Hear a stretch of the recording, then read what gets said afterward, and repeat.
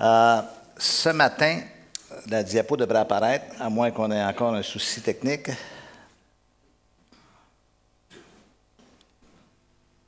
Vous savez, ça, c'est le genre de problème que l'apôtre Paul n'avait pas. Okay? Le titre du message de ce matin, c'est « Des amis pour la vie ». Et juste pour un peu vous donner un peu la couleur un peu de ce message, est-ce que je peux vous poser une question?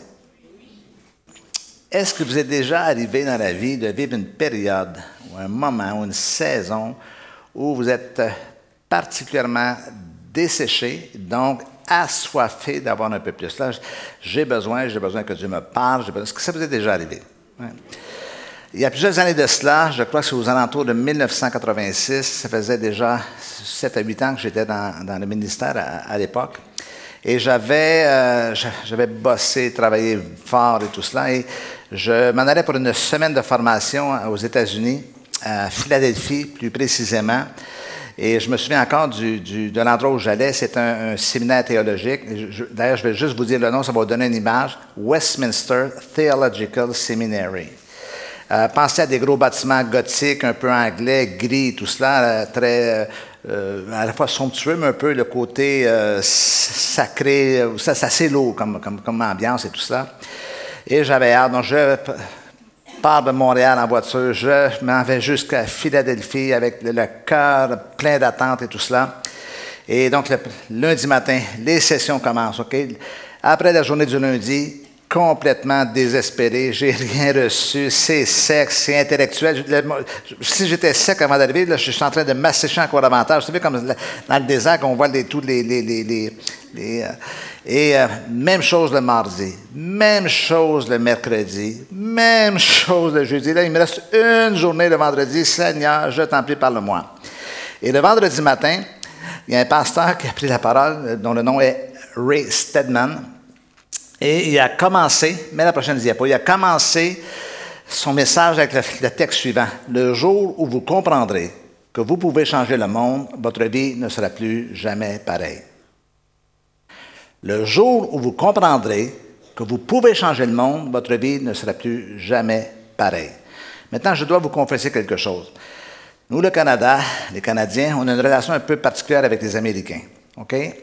Je dis souvent à la blague, on aime les haïr et on haït les aimer, okay? Parce qu'on est très, très proches et on connaît un peu le fast américain, vous comprenez, le think big. Vous savez, c'est toujours très amplifié. Et ce matin-là, lorsque je vois cette phrase à l'écran, je me dis, bon, voilà, ce pasteur qui va nous gonfler à l'hélium comme les ballons dans les fêtes d'enfants. On va monter jusqu'en haut et dans 24 heures, on va redescendre dedans. Mais je dois vous confesser que je m'étais trompé dans ce mauvais sentiment qui m'a animé ce jour-là et je m'en suis repenti parce que cet homme m'a convaincu. Cet homme s'appelle Ray Stedman. Il a raconté l'histoire de sa rencontre avec un jeune homme de 17 ans qui s'appelle, tu peux me suivre, tu peux y aller, qui s'appelle Luis Palau. Je ne sais pas si vous savez qui est Luis Palau. C'est un évangéliste hispanophone, latino, en fait, c'est quelqu'un d'Amérique latine qui est arrivé à l'âge de 17 ans chez lui et qui l'a accueilli, a pris soin de lui durant un été. Et Palau va dire, cet homme a tellement marqué ma vie, il a été comme un père spirituel pour moi. Et vous voyez maintenant, moi j'ai entendu parler de lui en Afrique, il est partout, on l'appelle le Billy Graham de l'Amérique latine, un ministère très percutant. Il fait beaucoup aux États-Unis ce qu'on appelle les festivals chrétiens, où c'est vraiment des campagnes d'évangélisation très, très marquantes et très percutantes. Tu fais oui, tu le connais? Et donc il est très, très, très crédible, très bon ministère et tout cela. Et là, j'ai compris ce jour-là l'impact que nous pouvions avoir dans la vie de quelqu'un. On ne sait jamais à qui on a à faire face. On ne sait jamais dans quelles circonstances on est confronté à une personne et ça éveille quelque chose. Bien sûr, on est conscient souvent de ce que les gens nous font, de bien ou de moins bien, mais on est souvent peu conscient de ce que nous, on éveille dans la vie des autres personnes et comment on peut s'investir dans la vie d'autres personnes. Et ce matin, on va regarder ensemble une histoire que vous connaissez très, très, très bien. Vous avez déjà lu, mais je voudrais vous la raconter, ou du moins éveiller en vous une nouvelle dimension. Regardez cette histoire à partir d'un nouvel angle. Le texte va apparaître, bien sûr. Quelques jours après, Jésus revint à Capernaum. On apprit qu'il était à la maison et il s'assembla un si grand nombre de personnes que l'espace devant la porte ne pouvait plus les contenir. Donc, vous êtes capable, essayez d'aller votre imagination ce matin pour voir un peu la scène. Il leur annonçait la parole. Des gens vinrent à lui, amenant un paralytique porté par 4 hommes. Comme ils ne pouvaient l'aborder à cause de la foule, ils découvrirent le toit de la maison où il était. Ils descendirent par cette ouverture le lit sur lequel le paralytique était couché. Jésus, voyant leur foi, répétez après moi, voyant leur foi. Je ne la vois pas là, je ne l'entends pas. Dites, voyant leur foi. Et voilà. Dites au paralytique, mon enfant, tes péchés sont pardonnés. Il y avait là quelques scribes qui étaient assis et qui se disaient au-dedans d'eux, comment cet homme parle-t-il ainsi? Il blasphème. Qui peut pardonner les péchés si ce n'est Dieu seul? Alors Jésus, ayant aussitôt connu par son esprit ce qu'il pensait au-dedans d'eux, leur dit, pourquoi avez-vous de telles pensées dans vos cœurs? Lequel est le plus aisé de dire au paralytique, tes péchés sont pardonnés? Ou de dire, lève-toi, prends ton lit et marche. Or, afin que vous sachiez que le Fils de l'homme a sur la terre le pouvoir de pardonner les péchés, je te leur donne, dit-il au paralytique, lève-toi, prends ton lit et va dans ta maison. Et à l'instant, il se leva, prit son lit et sortit en présence de tout le monde, de sorte qu'ils étaient tous dans l'étonnement et glorifiaient Dieu en disant, nous n'avons jamais rien vu de pareil. Quoi? Nous n'avons jamais rien vu pareil. Le problème, parfois, à la vie actuelle, c'est qu'on voit toujours les mêmes choses. Il y a une expression québécoise qui dit « plus ça change, plus c'est pareil ». Je ne sais pas d'où ça vient. En voulant dire que les choses ne changent pas. Et on s'habitue à ce que les choses ne se passent pas. Mais dans cette histoire très particulière, il arrive un changement tellement important. Bien sûr, c'est une guérison. Mais ce matin, je vais mettre moins d'emphase sur la guérison que sur le contexte de toute cette situation. Vous savez, à chaque fois que je vois une expression comme « voyant leur foi » ou « voyant sa foi » ou « ta foi t'a sauvé », à chaque fois, je me pose toujours la même question, mais qu'est-ce que Jésus a vu pour dire que c'était de la foi? Parce que la foi, vous êtes d'accord avec moi, c'est intérieur, c'est personnel, et moi, je crois qu'il y a des gens qui ont une foi tellement profonde qu'ils ne la trouvent plus. Elle est trop loin, OK? Mais tout d'un coup, ici, Jésus met l'emphase sur quelque chose qui a pris place et il voit quelque chose. Et ce qu'on va tenter un peu de faire ce matin, c'est un peu de mettre en lumière, un peu comme une radiographie de la foi, radiographie de ce qui prend en place et pourquoi, surtout, les choses ont pris place, les choses se sont passées. Donc, le contexte est le suivant. Jésus est en repos à sa maison, à Capernaum, après une longue croisade, on voit dans les versets précédents, dans le chapitre précédent. Les gens apprennent qu'il est là, et comme c'est souvent le cas avec Jésus, la foule commence à arriver et s'accumule. Il y a un grand nombre de personnes, un point tel, comme on l'a lu, qu'il n'y a plus de place devant la porte. Et encore une fois, j'aimerais que vous, ce matin, que vous vous immergiez un tout petit peu dans l'histoire pour voir un peu le contexte dans lequel tout ça prend place. Si on pouvait imaginer une démonstration en live de ce qui se passe à cela. Donc, regardez un peu la scène et on va regarder un petit peu les catégories de gens qui sont en présence dans ce lieu particulier, ou du moins dans cet environnement particulier. Premier élément, il y a ce qu'on appelle le peuple. Le texte nous dit « Il s'assembla un si grand nombre de personnes que l'espace devant la porte ne pouvait plus les contenir. » Donc, imaginez la scène, Jésus est à la maison, tout d'un coup, la foule s'accumule. Et qui est cette foule? Qui est ce peuple? La grande majorité des gens, ce qu'on appelle parfois communément en langage moderne la majorité silencieuse, des gens, la masse qui arrive.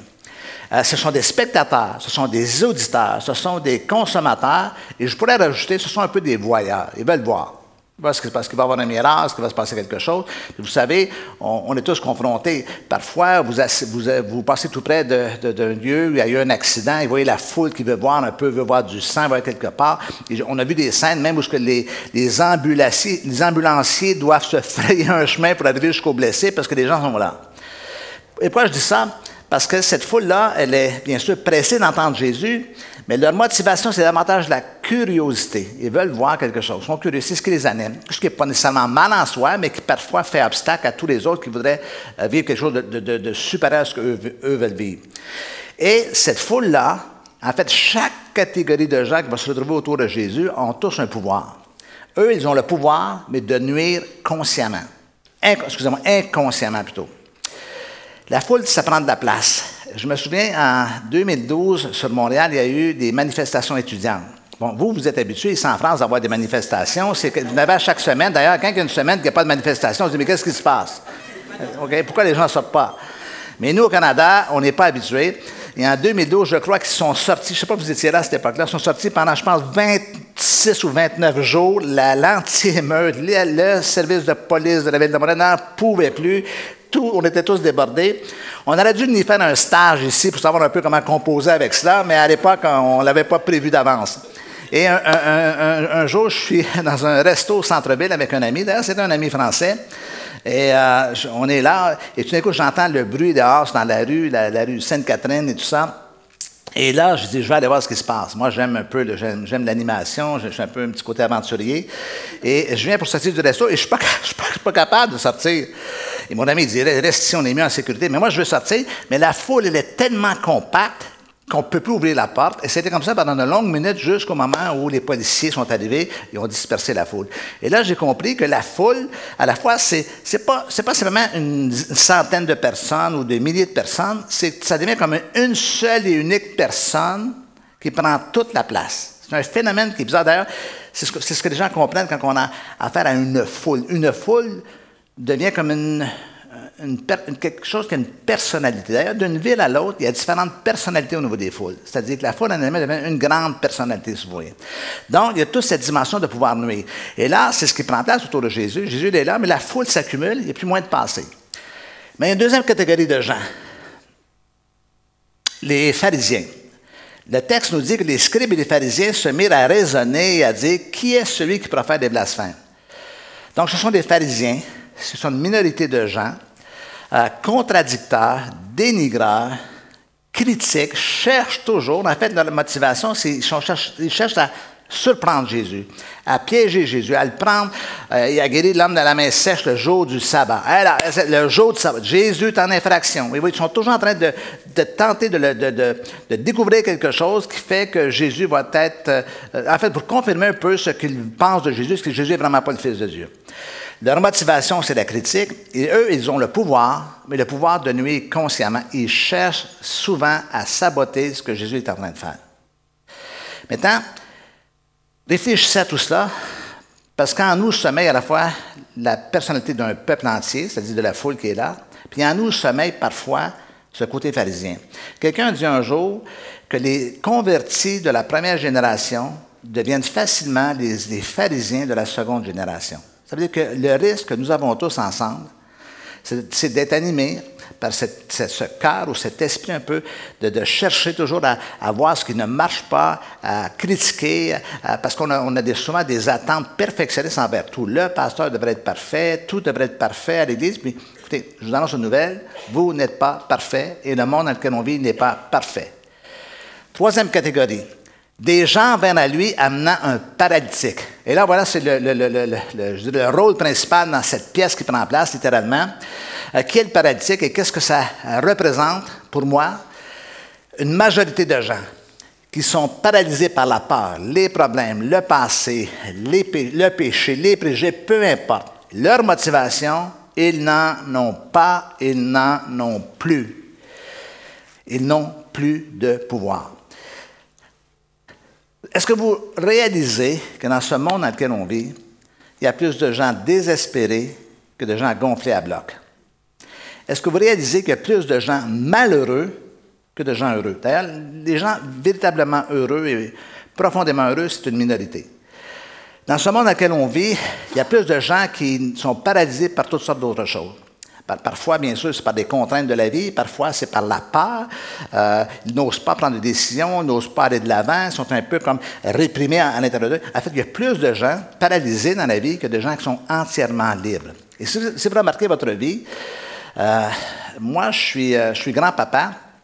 Et vous savez que le rôle de papy, c'est plus agréable que le rôle de père. Parce qu'il y a moins de pression, on a moins de ceux qui sont grands-parents, vous le savez. Hein? L'espace, c'est agréable. Et quand on en a ras-le-bol, on les retourne. Ce qu'on ne peut pas faire avec des enfants. Et j'ai 3 petits-enfants, et quand je les observe, le petit dernier, il a à peine 7 mois, là, donc on n'a pas beaucoup de choses à voir, à part du fait qu'il dort la plupart du temps. Mais chez mes 2 autres petits-enfants, je vois qu'ils bougent constamment. Ils sont tellement vivants, en fait, ils sont totalement libres. OK?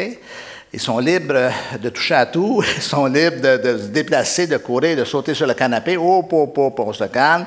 Mais vous voyez cette dimension de liberté. Et vous avez remarqué qu'au fur et à mesure qu'on grandit, qu'on vieillit, on perd notre liberté. On n'ose plus, il ne faut pas faire ceci, il y a des conventions, le protocole, ça ne se fait pas, qu'est-ce que les gens vont dire? Oui, on commence à quelqu'un a dit un jour, on n'est jamais mieux asservi que par soi-même. Est-ce que vous me suivez? Dans le sens qu'on devient un peu bloqué. Ici, bien sûr, c'est un paralytique, ou physiquement, bien sûr, il est déparalysé. Mais vous savez qu'il y a des gens qui sont physiquement paralysés, mais qui sont plus libres dans leur esprit que des gens qui sont complètement mobiles et qui sont incapables de bouger dans ce sens-là. Mais gardez à l'esprit cette dimension. Donc, des gens viennent à lui amenant un paralytique. Si on poursuit. Quelques jours après, Jésus revint à Capernaum et on a appris qu'il était à la maison. Maintenant, voici que Jésus rentre dans le tableau, dans la pièce, encore une fois. Il est toujours là. Il est toujours là. Je serai avec vous tous les jours jusqu'à la fin. Il est venu pour le faible, le malade, le pécheur. Il n'est jamais fatigué, bien qu'il était à la maison pour aller se reposer. Sauveur, guérisseur, consolateur. Il a tous les pouvoirs. Celui de guérir, de pardonner, de transformer, de restaurer. Voici le Jésus auquel on a fait face. Donc, est-ce que vous commencez un petit peu à voir la scène? Jésus est à la maison, il commence à enseigner, la foule elle est là, il y a le paralytique qui est là, il y a des pharisiens qui sont là, ou peu importe où ils sont, mais en tout cas, il y a tout cela. Et là, ce qui prend place, c'est assez intéressant, parce que, encore une fois, laissez-moi me promener un petit peu ici. Essayez d'imaginer que le paralytique est ici et que Jésus est là. OK? Bon, le paralytique, c'est l'homme ou la situation qui est en problème. Le problème, il est ici. En son cas, c'est la paralysie, c'est la maladie, peu importe ce qui l'a affecté, c'est ici. Et la solution, elle est là. Vous êtes d'accord? Mais entre le problème et la solution, il y a des obstacles majeurs. Et quel est cet obstacle majeur? La foule. OK? Maintenant, regardez bien, prochaine diapo. Entre le besoin et la solution, il y a le moyen. Ce moyen, c'est les relations. Les relations donnent à Dieu la possibilité d'atteindre les humains. Est-ce que vous me voyez venir? On s'en rajoute. Ne doutez jamais de la capacité d'un groupe de personnes de changer le monde. D'une façon ou d'une autre, c'est toujours comme ça que cela s'est fait. Autrement dit, pour que le problème puisse se dénouer dans la vie du paralytique, ou plus précisément pour que le miracle prenne place, il va falloir qu'il y ait une participation de quelqu'un quelque part. Et pourquoi? Parce que, encore une fois, le problème il est ici, la solution elle est là, et la solution elle va marcher, mais il faut que je me rende jusqu'à Jésus qui est la solution. Prochaine diapo. Dieu et nous. Dieu semble parfois ne rien faire qu'il pourrait déléguer à ses créatures. Il commande que ses serviteurs fassent tout doucement, maladroitement, ce qu'il peut faire parfaitement et en un clin d'œil. Dites « Wow ». Même si vous ne savez pas pourquoi, ça m'encourage. Dites « Wow ».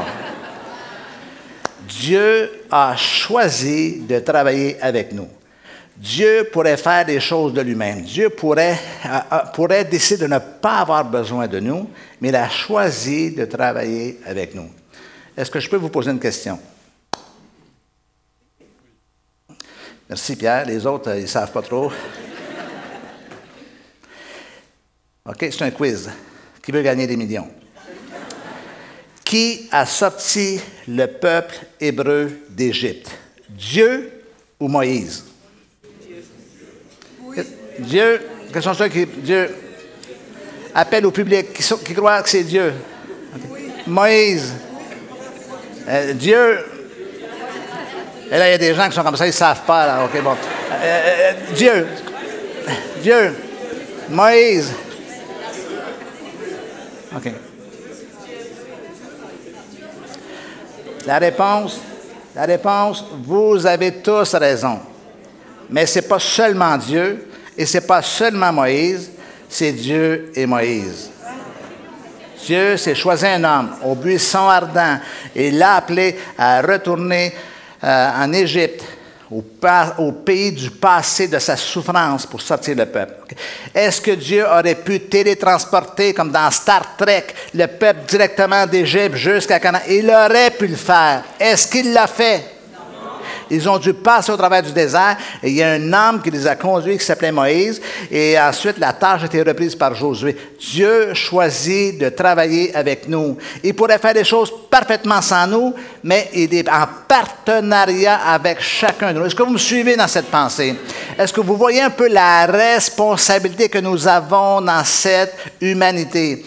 Le jour où vous allez comprendre que vous pouvez changer ce monde dans lequel on vit, votre vie ne sera plus jamais pareille. Vous allez trouver le sens profond de ce pourquoi vous êtes sur cette planète. C'est ça la réalité de la vie chrétienne. Pas simplement moi, mais ce qu'on peut faire envers les autres. Et là, on arrive à l'autre catégorie de gens, ce que j'ai appelé les porteurs de vie. Des gens vers lui amenant un paralytique porté par 4 hommes. Une minorité de gens, des catalyseurs, des supporters, des initiateurs. En anglais, on dit des doers, des faiseurs, ceux qui font arriver les choses, des personnes proactives, pressées d'entreprendre Jésus. Jésus, il est là, le problème, il est là, on va trouver une façon d'amener ce gars-là jusqu'à Jésus. Leur motivation, c'est la compassion, c'est l'amour de leur prochain, parce qu'ils ont à cœur, ils ont cette empathie pour l'humanité, ils bougent, ils font des choses. Ils ont le pouvoir d'activer les choses dans la vie. La suite, regardez bien. Vous vous rappelez que j'ai dit tout à l'heure, je vous ai fait répéter à deux reprises, voyant leur foi. À quoi ça ressemble la foi? Je l'ai fait bien simplement. Ça prend un certain nombre d'ingrédients. Dès le départ, ça prend de la compassion. L'amour et de motivation. Vous avez vu combien de fois dans le Nouveau Testament vous avez vu Jésus ému de compassion et il guérit? Donc, la compassion, c'est un moteur à l'intérieur, c'est un sentiment, une émotion qui nous amène à bouger, à vouloir faire quelque chose pour changer. La compassion doit se changer en conviction, parce que c'est beau dans la vie de ressentir. Comme je dis souvent à la blague, vous pouvez mouiller votre écran HD et la moquette de toutes les larmes de compassion lorsque vous voyez une scène à la télé, sans que ça ne change rien à la condition des gens qui sont derrière l'écran. Ça prend quelque chose qui va aller un peu plus loin. Et la conviction, c'est une force. C'est bien sûr la foi est la ferme conviction. Donc, chez ces 4 gars-là, ils ont été touchés par la condition de ce paralytique. Et il y a quelque chose qui a commencé à monter, du genre, peut-être que nous pourrions faire quelque chose. Et le peut-être que peut-être pourrions-nous faire quelque chose, c'est changé en nous devrions faire quelque chose. Et là, il y a une insistance intérieure. Ça les a poussés à travailler ensemble. Parce que transporter un paralytique tout seul, vous m'en reparlerez. Mais les gars, je ne sais pas si on tracé un plan, je ne sais pas comment longtemps ils ont discuté, mais ce que je sais, c'est qu'ils ont travaillé ensemble. Et la coopération, c'est le fait de tout le monde travailler ensemble. On sait dans la vie moderne que le tout est plus que la somme des parties, que seul chacun de nous, notre impact est limité. Ce que nous pouvons porter est limité, mais si nous travaillons tous ensemble, il va y avoir une multiplication de l'effet en tant que tel. Compassion, plus conviction, plus coopération, mais tout ça, c'est beau. Les gars sont émus, les gars sont convaincus, les gars se disent, on va faire quelque chose, mais tant et aussi longtemps qu'ils ne bougent pas, il n'y a rien qui va se passer. Le changement ne prend pas place dans la réflexion, le changement prend place dans l'action. Il faut que tout cela prenne forme dans la réalité de la vie, dans les conditions réelles de la vie, et ils sont passés à l'action, et on assistait à quoi? À un miracle, à la résolution du problème du paralytique. Et là, c'est intéressant, parce que là, on commence à comprendre pourquoi les choses ont pris place. Et lorsque Jésus voit ce qui se passe, encore une fois, vous pouvez imaginer la scène. Moi, je vous annonce une nouvelle. Si je suis assis à ma table de cuisine et vous commencez à déconstruire mon toit, vous allez entendre parler de moi. OK? Les gars ont réfléchi. On ne peut pas passer par en avant. On ne peut pas passer par la gauche, par l'arrière, par la droite. On ne peut pas creuser un tunnel, c'est quand même un peu long. Les gars ont décidé de monter sur le toit. Essayez d'imaginer la scène. Vraiment, ça manque de bienséance. Vous êtes d'accord avec moi? Dans la vie, leur mère a dû les éduquer différemment. On ne monte pas sur le toit d'une maison pour ouvrir le toit. Bon, j'imagine que c'est un toit en chaume ou quelque chose comme ça. Et je ne sais même pas comment ils l'ont descendu, d'ailleurs. Vous avez déjà réfléchi à cette idée? Est-ce qu'ils avaient un treuil? Est-ce qu'ils avaient des cordages? Et peut-être que le paralytique dit « Oh, les gars, oh, OK? Et Jésus est assis à la maison, et moi, je suis capable d'imaginer le visage de Jésus. C'est pas... C'est un sourire. Ah, ben, les gars.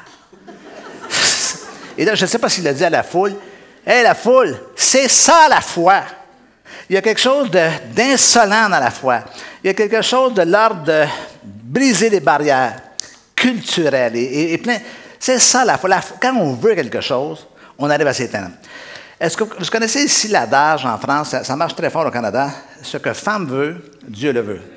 OK? Bon, en toute honnêteté, nous les hommes, on est tous victimes de cet adage. OK? Scène de la vie quotidienne chez les Morissette au Canada. Je suis assis à mon bureau, débordé de boulot et tout ça. Ma femme rentre dans mon bureau. En passant, ma femme, c'est mon assistante. Elle travaille avec moi. Elle rentre dans mon bureau, elle dit « Qu'est-ce que tu fais là? » Je faisais rien, chérie. J'étais comme ça, là, en train de réfléchir. Mais ma femme ne rentre jamais dans mon bureau sans une intention prédéterminée. OK? Qu'est-ce qu'il y a, ma chérie? Comme ça, je veux savoir ce que tu faisais. Tu vas aller faire des boutiques? OK? Bon, je vais y aller avec toi parce que je t'aime, ma chérie. Donc, je pars, je vais avec elle dans la voiture, tout ça. On va dans une zone commerciale, un centre commercial et tout ça. Et là, on se promène. Et vous savez que nous, les gars, c'est rapide d'aller faire les boutiques. On en fait une, on trouve ce qu'on a, puis on retourne. Elle, c'est le long, OK, chemin comme ça. Et on arrive à une boutique, OK, et là, elle voit ou des chaussures, ou un sac à main, quelque chose, puis là, elle regarde, les femmes, mesdames, la capacité que vous avez de faire pitié, l'impression que vous êtes en train de fondre sur place, OK? Et là, nous, elle est là, et au fur et à mesure que vous vous effondrez, nous, la culpabilité monte, OK? Et là, on se dit, il faut faire quelque chose. Ah, mais chérie, vas-y, fais-toi plaisir, tu le mérites, tu travailles tellement fort. Elle choisit les souliers ou peu importe le truc. Et là, on arrive à la caisse, et qu'est-ce qui arrive à la caisse? Ah, mais où ma carte? J'ai pas ma carte, OK? Et là, est-ce que vous êtes capable d'imaginer un homme qui dit, bien, chérie, on va laisser tomber, on s'en retourne à la maison, OK? Je ne peux pas faire ça. Chérie, laisse faire. Je vais te rembourser. Mensonge. Elle ne rembourse jamais. OK? Bon. Tout cela pour vous dire quels sont les hommes qui avaient été victimes comme moi de ce genre de situation. Bon, ouais, je ne suis pas seul. Bon, je suis pas... OK. Tout ça pour vous dire que honnêtement, on blague, on rit, mais je vous le dis, quand ma femme a quelque chose en tête, là, OK? J'étais avec Pierre, tu te souviens, dans la voiture, puis mes textos rentrent. Ma femme est au Canada, elle arrivait de Mexico pour en mission, puis elle m'envoie des textos. Il faut faire ci, il faut faire ça, il faut faire ça. Et là, plus les textos rentrent, plus je dis, ça, ma chérie est réveillée ce matin, même s'il y a 6 heures de décalage, à 8 heures, elle est assise devant son bureau, puis elle dit, tang, tang, tang, tang, OK? Mais c'est beau, ça. C'est beau tout cela. Parce que c'est ça la foi, cette détermination, cette conviction. Les gars se sont mal réfléchis et ont dit, on va faire tout ce qui est en notre pouvoir. Est-ce que vous commencez à voir pourquoi des choses peuvent changer dans la vie? Pourquoi certains arrivent à cet état-là? En fait, c'est leur geste, leur passage à l'action qui démontre leur foi. C'est comme cela que la foi devient visible. Nous, on a une foi un peu passive. On croit. Mais la foi, c'est l'action. Avez-vous assez d'amour, de compassion pour dépasser vos peurs personnelles? La bienséance, même parfois. Montrez-moi vos actions et je verrai votre foi. Pouvez-vous réaliser ce qui serait arrivé si les 4 porteurs n'avaient rien fait? Est-ce que quelqu'un pourrait me dire ce qui serait arrivé? Rien. Rien. Il ne s'est rien passé. Tout le monde était déçu, le paralytique, c'est beau les gars, c'est beau essayer. Mais il s'est passé quelque chose. Parce que les gens ne croient pas que ça pourrait changer, ils ne font rien et il ne se passe rien. Parce que les gens ne croient pas que les choses pourraient changer, rien ne change. Mais le jour où vous allez comprendre que vous pouvez changer quelque chose, le jour où vous allez avoir cette, permettez-moi le mot, illumination, révélation à l'intérieur, vous allez comprendre que vous pouvez changer le monde, votre vie ne sera plus jamais pareille. Vous savez, on a tous besoin de quelqu'un dans notre vie. Ce paralytique de lui seul, par lui seul plutôt, ne pouvait pas avoir accès à Jésus. Moi, vous savez, je suis un bon vieux pentecôtiste. À l'époque, il y a des lunes derrière moi, on avait cette expression, il y avait quelqu'un dans l'église, ces réunions très extatiques et tout ça, où le message percutant, l'appel en avant, puis on disait souvent à la personne, « Allez, lève-toi, va chercher ta guérison. » Mais lui, il ne peut pas se lever, aller chercher sa guérison, il est paralysé, il n'a pas de pouvoir en lui-même. Vous avez encore vu ce genre de scène, mais que veux-tu, tu n'as pas eu assez de foi. Le paralytique n'a aucune foi. On entend parler, il n'est qu'un personnage passif dans la situation. Qui avait la foi? Les autres. Et parfois, c'est notre foi à nous qui va suppléer à la foi, au manque de foi des autres ou d'une autre personne. Donc, ne mettez pas toujours le fardeau sur l'autre. D'ailleurs, apprenez à le porter par vous-même, parce que c'est votre foi qui va activer les choses. C'est la foi de ces 4 hommes-là. Et quand je pense à ce paralytique, quelle bénédiction pour lui d'être entouré ici de, je suppose, quatre amis. Je présume, le texte ne me le dit pas. Et tout cela m'amène à comprendre que dans la vie, on a tous besoin de quelqu'un quelque part, à des moments de notre vie. En fait, si vous regardez le parcours de votre vie, vous allez vous apercevoir qu'il est parsemé de gens qui ont laissé quelque chose en vous.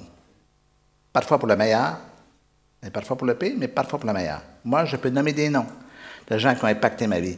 Que si je suis ici aujourd'hui, c'est parce que ces gens ont été là à des moments dans ma vie. Soit pour une parole d'encouragement, soit pour un geste à mon égard. Tout ça. Des gens connus, des gens pas connus. Nous avons besoin d'un ami dans la vie pour nous rassurer quand on a peur. On a besoin d'un ami dans la vie pour nous consoler lorsqu'on est attristé, lorsqu'on est brisé. On a besoin d'amis dans la vie pour nous accompagner quand on n'est plus capable d'avancer parce qu'on est brisé par quelque chose. On a besoin d'un ami dans la vie lorsqu'on se sent seul et isolé. On a besoin de quelqu'un à côté de nous. Ce matin, à mon réveil, c'est une habitude que j'ai quand je suis en voyage, je télécharge le Journal du Canada, le Journal de la province de Québec. Et ce matin, il y avait sur la page frontispice du journal, sur la page principale, une photo d'un chien qui s'appelle Nana. OK, je dis, pourquoi ils mettent un chien à la page principale, du Journal de la presse? Et je me mets à lire l'article, puis elle raconte qu'ils ont dressé des chiens d'accompagnement, non pas seulement pour les personnes handicapées ou les aveugles et tout ça, on connaît bien ça, mais comme un accompagnateur pour aider les jeunes qui sont en souffrance. C'était le cas d'une jeune fille adolescente qui a des problèmes personnels, qui doit se présenter devant le juge pour les services sociaux et tout cela. Et les éducateurs lui donnent un chien, ce chien en particulier qui s'appelle Nana, qui va l'accompagner. Et la jeune fille dit, je suis tellement rassurée parce que Nana est là. Et là, j'étais là. Lorsqu'on est rendu à ce stade où c'est les animaux qui rassurent les êtres humains. Et je n'ai pas de problème avec les animaux, j'ai un chien à la maison. C'est pas mon problème. Le problème, c'est pourquoi c'est pas un humain qui le fait?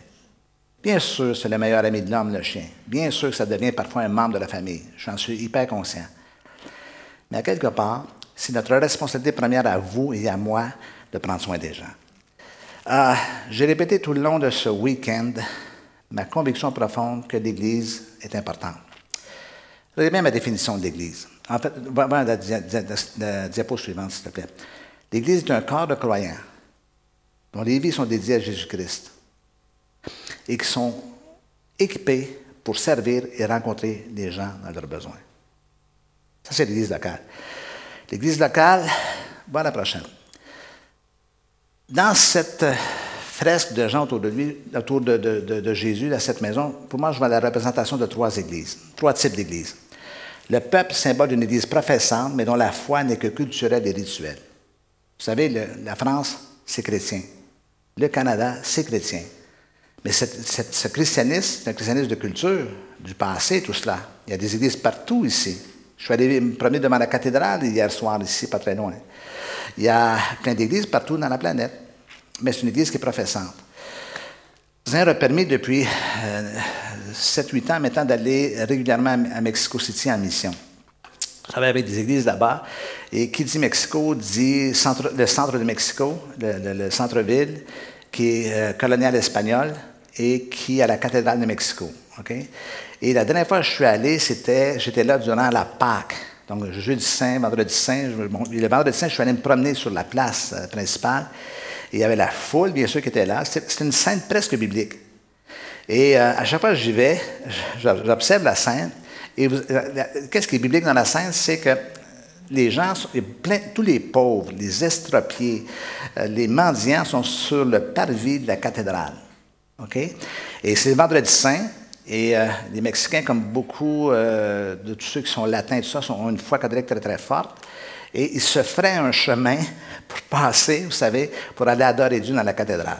Et lorsque vous pénétrez à l'intérieur de la cathédrale, c'est la richesse, c'est les dorures, c'est l'art, c'est fascinant.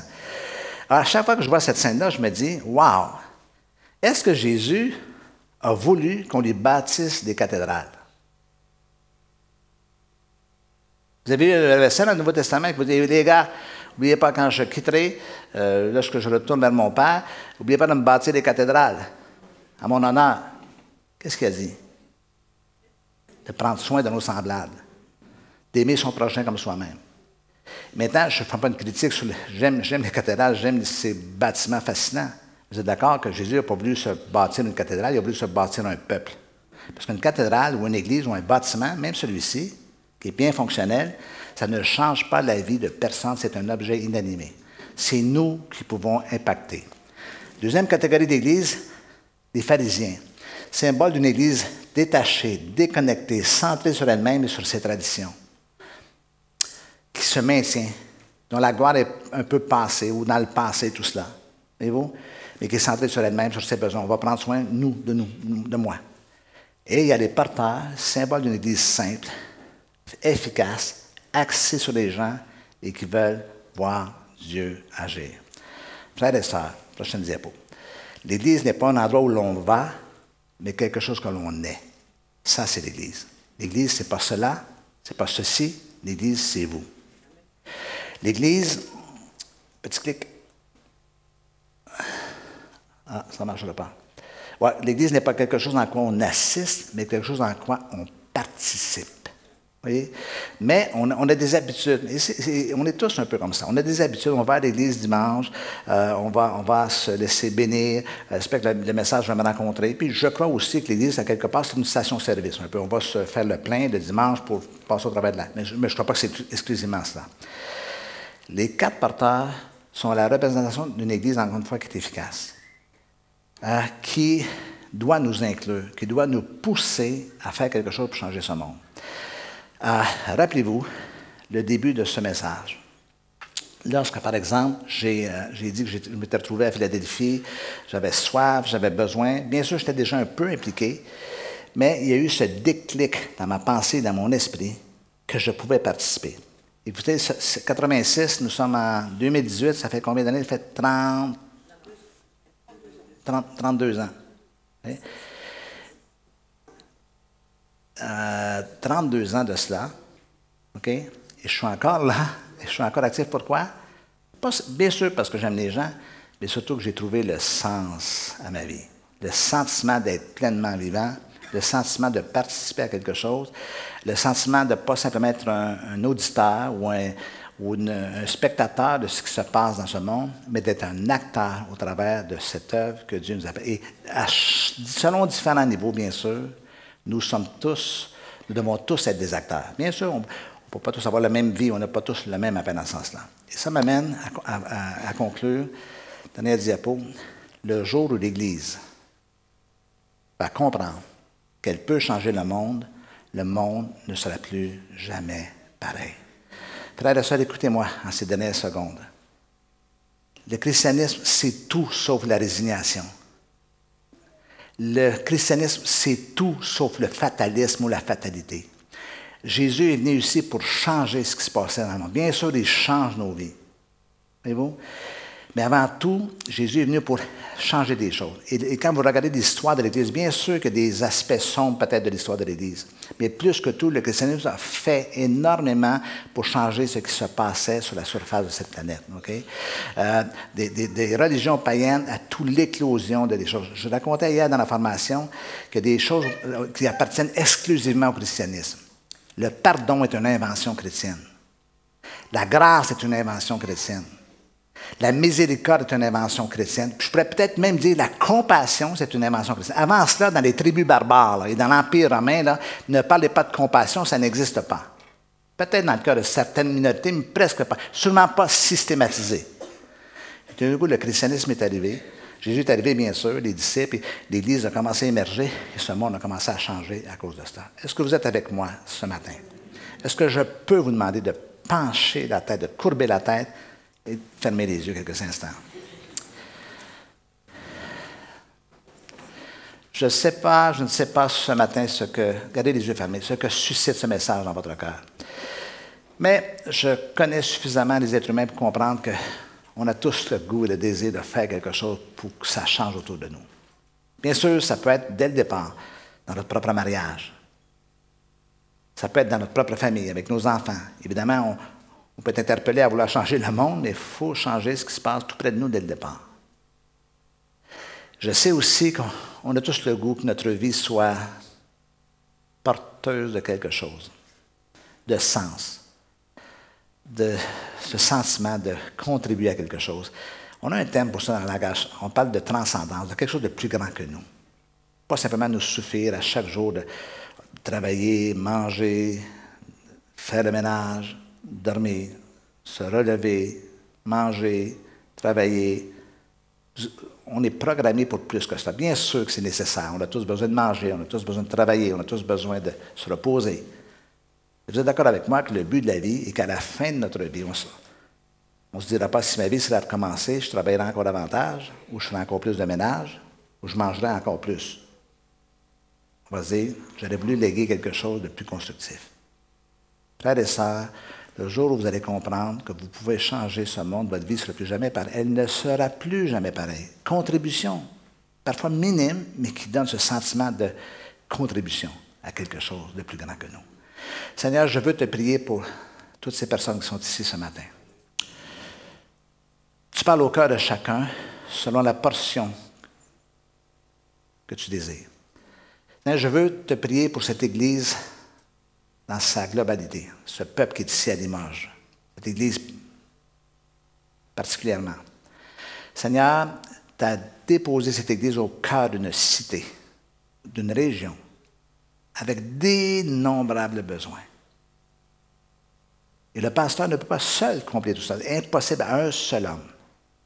Mais tout d'un coup, il commence à se passer quelque chose qui fait que 1, 2, 3, 4, 5, 10, 20, 50, 100, 200 se lèvent en disant « Qu'est-ce qu'on peut faire pour changer ce monde, notre monde autour de nous? » Et ça, c'est le début du changement. Et quelque chose peut commencer à se passer. Seigneur, je prie que tu ouvres ton ciel sur cette Église. En ce moment, peut-être certains pensent à 1001 obstacles possibles.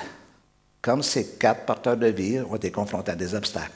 Parfois, les obstacles sont extérieurs, mais plus souvent, les obstacles sont à l'intérieur de nous. Mais Seigneur, que tu mettes en lumière toutes choses. Que Seigneur, tu fasses monter en eux non seulement la compassion, mais la force de conviction. Et qu'ils réalisent, Seigneur, que seul, je ne peux peut-être pas changer grand-chose.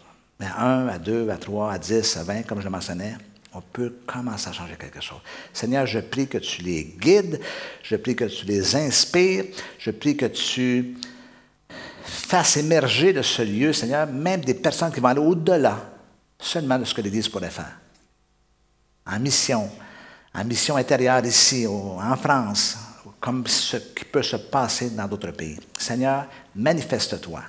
Je prie que tu fasses cette œuvre en eux. Que ce dimanche soit, ce message, Seigneur, de ta part, soit quelque chose qui nous amène à faire un pas de plus et un peu comme un tournant, comme une étape subséquente à tout ce qui a été fait jusqu'à date.